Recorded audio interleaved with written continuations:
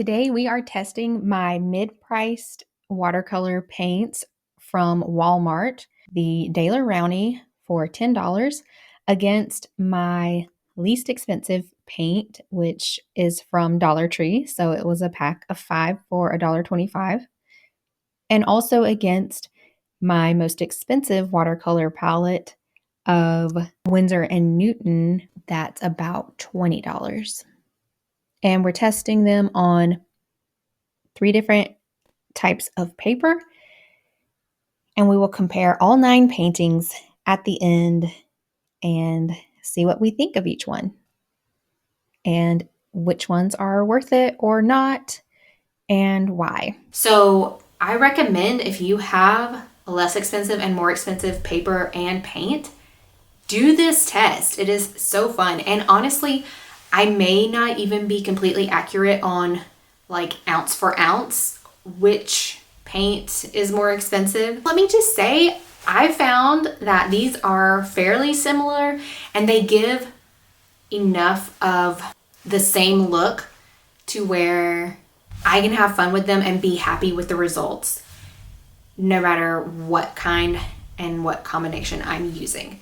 So I don't think you can go wrong. It's just there are a few things that could bother you more than others. And if you just looked at them individually, you'd be like, oh, it's a tent in the woods. I didn't realize it until I put them all side by side that this paper, my more expensive 100% cotton paper, it is more of a white than a cream beige kind of. I mean, it's very faint and it looks white enough. It's like an off-white, but I love the crisp white for me, especially because I love like minimalist paintings. So a lot of times I am leaving a lot of white in the background. The other awesome thing about this test is that when I'm painting at different times, I don't really notice that, oh, this paper and this paint are so much better than the other ones. Because I'm not comparing them side by side, I'm, always experimenting, doing a different type of painting or using different colors. And so trying to use the same thing and replicate it over and over and then seeing a distinct difference when I'm like, no, I pretty much did the exact same thing, but I like one of them better consistently, that was really helpful to know. You may have noticed I used very few colors in this test, and I wanted to keep it simple since this is my first series like this. I was trying to make sure I could repeat the colors with each set of paint. So let me know if you'd like me to do a similar test with more variety of colors. This is actually kind of fascinating to me. I don't know about the middle ones, if I just mixed the paint poorly or did something wrong. I can tell a difference. I will say this is not a perfect test. It's very difficult to replicate things. I think the one I like the least is the middle one to the left, which is the mid-priced paint on the cheapest paper.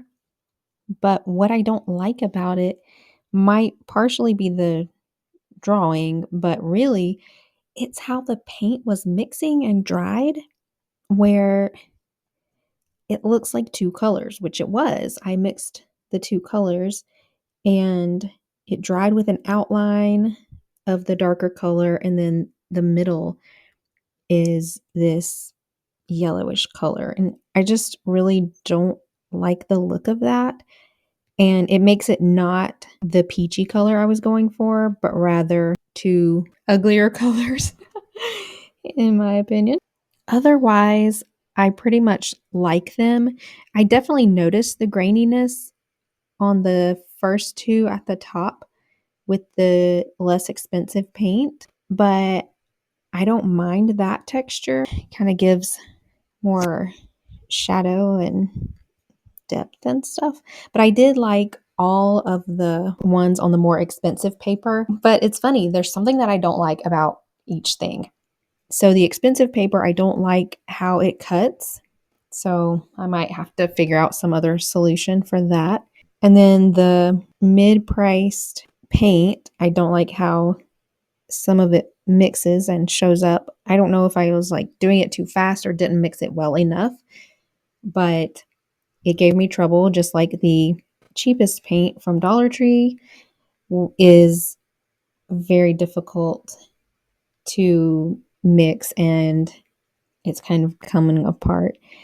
The expensive paint that I have, I don't really have problems with it. It's just that my set didn't come with a black, so I'm always having to mix that, and it just takes too long.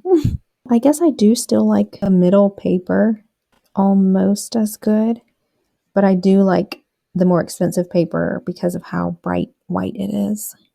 If you're trying to sell your art, definitely use that paper. So, was this helpful for you? And did you think that it was fair, or at least fair enough of a comparison? I guess the takeaway for me was the same effort can get me better results with the expensive paper and the expensive paints.